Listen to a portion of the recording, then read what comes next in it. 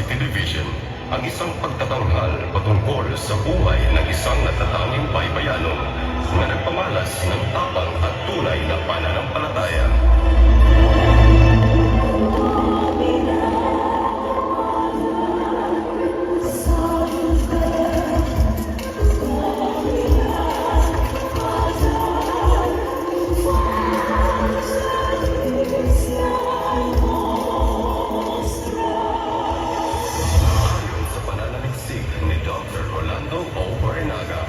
Isang kilalang historiador, sa rehiyon ng Silangang Visayas, ipinanganak si Pedro Calungsod noong ika-1654 sa daang lungsod na ngayon ay Baybay.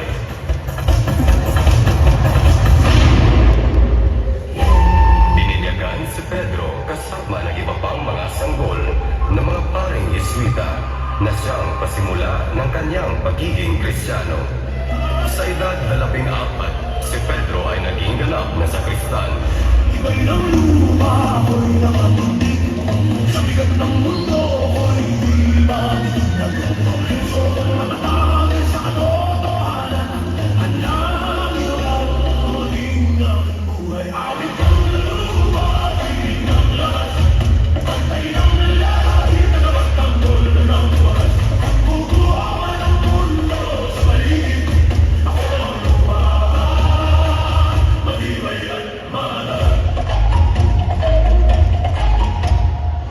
Buong pusong naglingkod si Pedro sa Diyos at sa mga parokyano.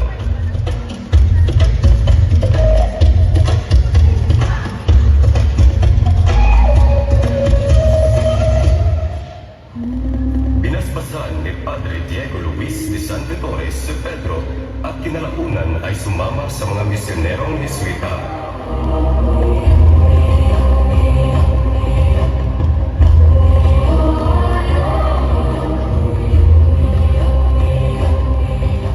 Nagsimula ang kanilang paglalakbay noong 1668 patungong Islas Ladrones na ngayon ay Marianas Islands, kabilang ang Guam. Sila ay napadpad sa baryo ng Tumon sa tribo ng mga Chamorro.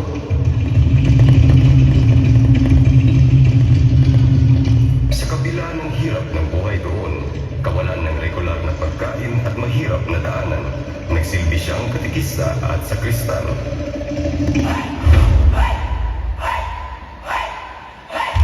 Marami silang nabinyagan at naimpluwensyahan na magbalik loob sa Kristyanismo.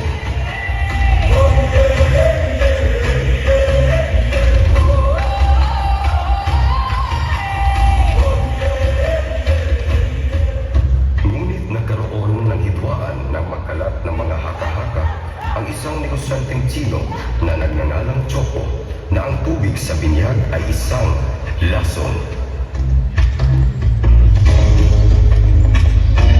Maraming katutubong Chamorro ang naniwala, lalo na ang ilang may sakit na sanggol na nabinyagan ay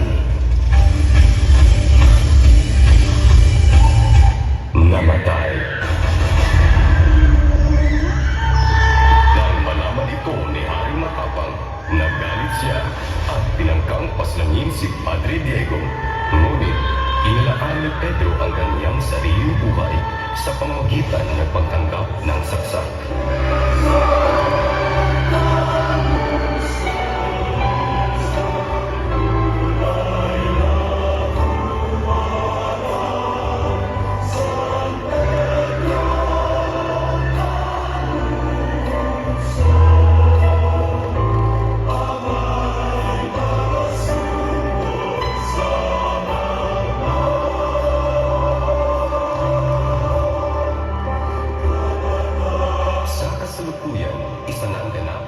Si San Pedro Calungsod, ayon sa kanya, ang buhay na inialay ay pananampalatayang ipinahayag.